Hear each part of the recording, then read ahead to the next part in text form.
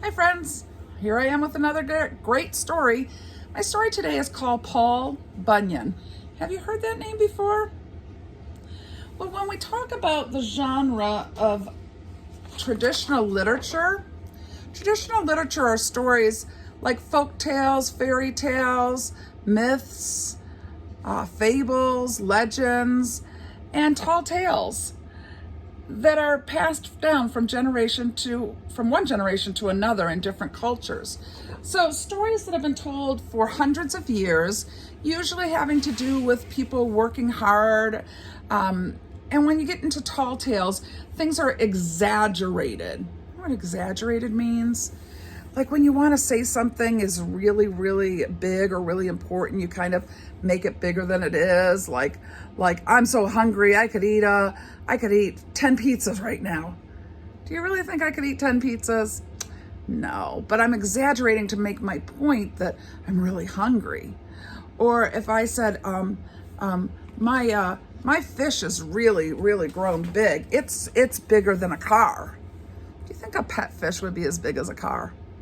No, but I'm exaggerating to say, boy, it used to be small, but now it's big. So the stories back in the old days, they didn't have TV, they didn't have radio, and so people would sit around the fire at night and tell of stories of people who might have been somewhat bigger than most, and then they would just expand and make it bigger than life. So this is a story of Paul Bunyan. We consider it called a tall tale, tall meaning exaggerated in this case. And here we go, Paul Bunyan, title page. Right here it says, for generations, storytelling was the main form of entertainment. Some of the greatest stories were tall tales or exaggerated stories that may or may not have been about real people. Many people believe that the tale of Paul Bunyan started in logging camps in the 1800s. That's about 200 years ago. The following retelling revisits some of the most famous Paul Bunyan adventures. So here we go.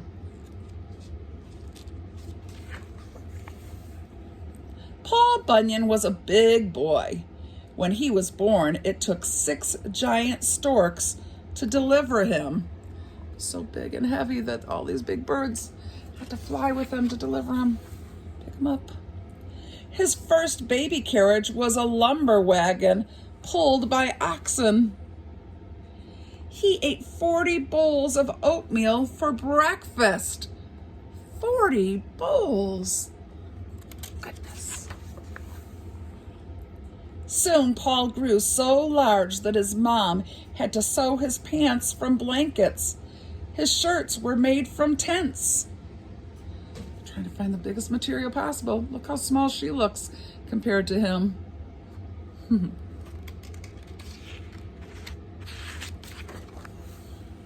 Before long, Paul grew taller than the trees. He was stronger than any man alive. Paul was too big to sleep in the house. Instead, he slept in the barn. So big he doesn't even fit in the barn. Look at how his feet are sticking out there. Silly. Paul and his parents lived in the great North Woods. Sometimes the weather was so cold that the snow and ice turned blue. One day, Paul saw a pair of blue eyes in a large snowdrift. When Paul dug into the snow, he found a blue baby ox. The ox was frozen solid.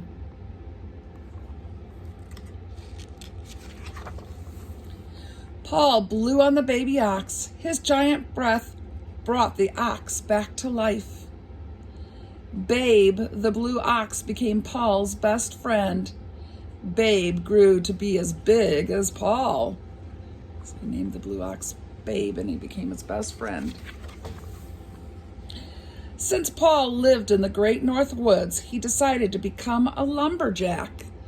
That's where all the lumberjacks are the ones who cut down the trees and get them ready so that they can be used to build houses and different buildings, barns, and things like that.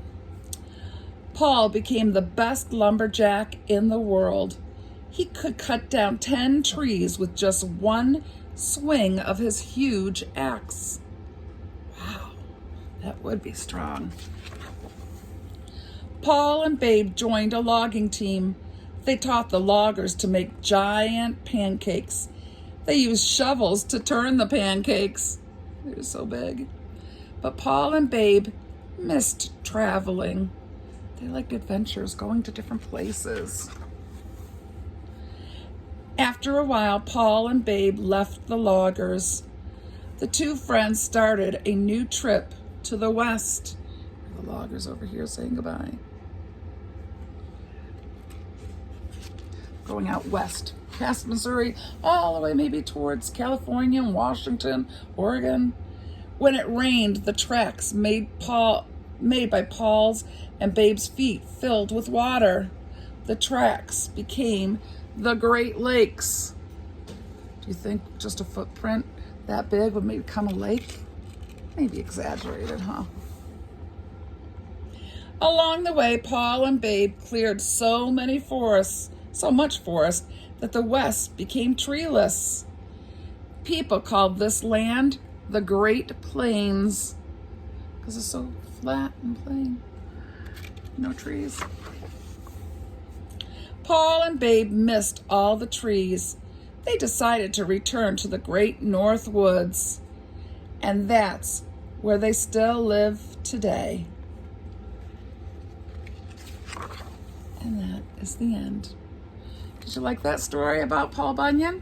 Now, if you pick up another book written by another author about Paul Bunyan, they might tell you of another adventure with Babe, his blue ox, and things they did. And that's a great thing about these kind of stories from long ago, is people would just take what was the base of the story, the people or animals, the characters, and the basic setting, and give you different stories of things that happen. So check out some tall tales sometimes. They're really fun to read. Hope you enjoyed that. See you soon.